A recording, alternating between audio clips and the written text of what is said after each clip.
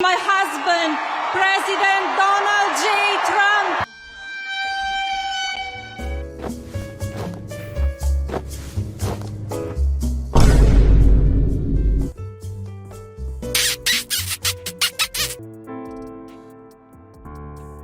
He's too old. He's out of touch, losing his marbles at an alarming rate. They have sinks where no water comes out.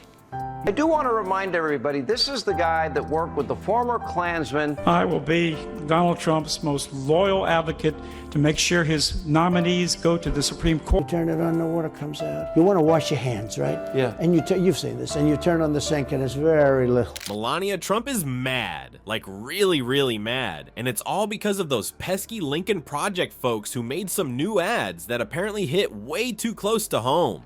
So what exactly got our former First Lady so steamed? I'm about to show you the exact parody ads that made Melania lose her cool. And trust me, number 3 had Donald rage tweeting at 3 a.m. Before we move on, I'd like to ask you a small favor. If you appreciate this content, please take a second to like this video and subscribe to the channel. Full of his struggles and ramblings and rantings and mumbling and bumbling and stumbling.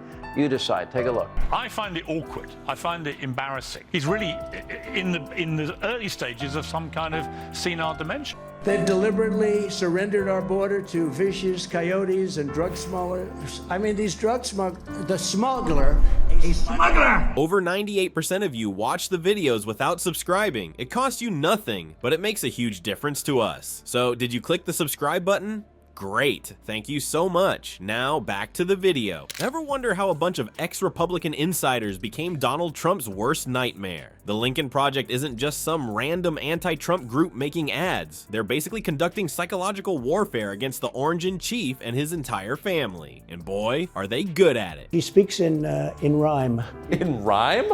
What do you... Well, the way she talks, the bus will go here and then the bus will go there because that's what buses do. And it's weird. I hope they now go and take a look at the oranges of the investigation, the beginnings. It's more than awkward and embarrassing. It's actually dangerous. Having someone with his mental state, to me, is terrifying. So who exactly are these people? The Lincoln Project was founded by a group of Republican strategists who basically said enough is enough with Trump. We're talking about guys like Steve Schmidt, who ran McCain's campaign, Rick Wilson, a GOP media consultant, and George Conway, who, get this, is married to Trump's former advisor, Kellyanne Conway. Talk about awkward Thanksgiving dinners. What makes these folks so dangerous to Trump is that they know exactly how the Republican machine works from the inside. They spent decades crafting messages for GOP candidates, and now they're using all that insider knowledge to drive Trump absolutely bonkers. It's like if your therapist suddenly started a YouTube channel exposing all your deepest insecurities. Here's their secret sauce.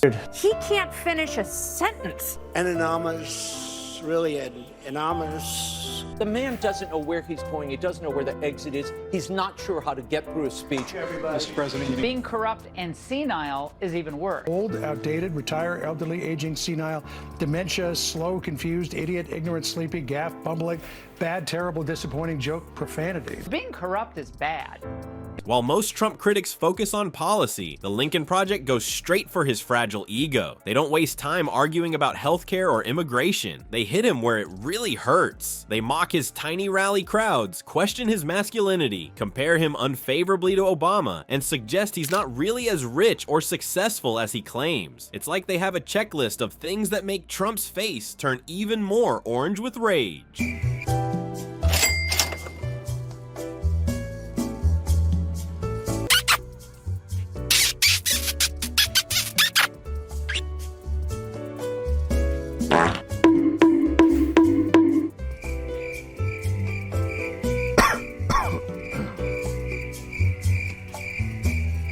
Their ads are designed to get maximum exposure where Trump will see them, running them during Fox and Friends or on DC cable channels when they know he's watching TV instead of working. One of their most brutal techniques is using Trump's own words against him, splicing his contradictory statements together so effectively that even his most loyal supporters have to cringe. The ultimate sign they've hit a bullseye? Those 3 a.m. Twitter tantrums, when Trump starts rage tweeting about rhino losers and never Trumpers in the middle of the night. The Lincoln Project folks are probably high-fiving each other. Every presidential meltdown just proves their strategy is working and attracts more attention to their next round of ads. These ex-Republicans understand Trump's psychology better than he understands himself. They know exactly how to predict his reactions and then use those very reactions as ammunition for their next attack. It's like political jujitsu, using your opponent's own strength against them. The psychological warfare didn't stop with Donald. The Lincoln Project found the exact buttons to push that made Melania Trump abandon her signature emotionless facade. Behind those designer sunglasses and permanent squint is a woman who's mastered the art of looking unbothered. Let's be honest, Melania's poker face could win championships. She's weathered public humiliations, awkward hand swats, and even wore that tone-deaf "I really don't care" jacket to visit migrant children without so much as a flinch. But what does it take to crack America's ice queen? Turns out the Lincoln Project figured it out. They started with relatively tame ads, poking fun at her model pout and designer wardrobe. Barely worth a reaction from someone who's practically built a career on not reacting. Then they dialed up the heat, targeting the painful contradictions in her public persona. Remember Melania's Be Best campaign against cyberbullying? The Lincoln Project sure did. They crafted ads juxtaposing her speeches about kindness and online decency alongside her husband's meanest tweets and schoolyard insults. Talk about awkward. One particularly effective ad showed Melania speaking about protecting children while footage of kids in border cages played beside it. Ouch. But the ad that reportedly sent Melania into a private rage spiral focused on something much more personal: her marriage. Sources close to the former First Lady claim she was absolutely livid when the Lincoln Project aired a commercial suggesting she was counting down the minutes until she could divorce Donald without losing her cushy lifestyle. The ad featured a ticking clock alongside footage of her repeatedly swatting away Trump's hand in public, ending with the tagline, "Melania just waiting for the clock to run out."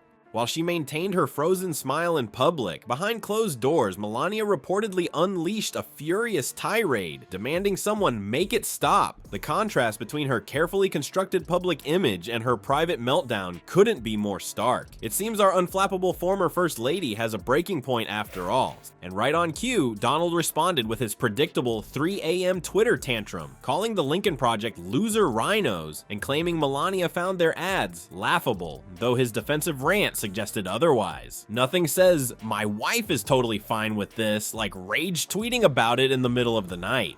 Here's what makes the Lincoln Project so darn effective. They've turned political attack ads into an art form.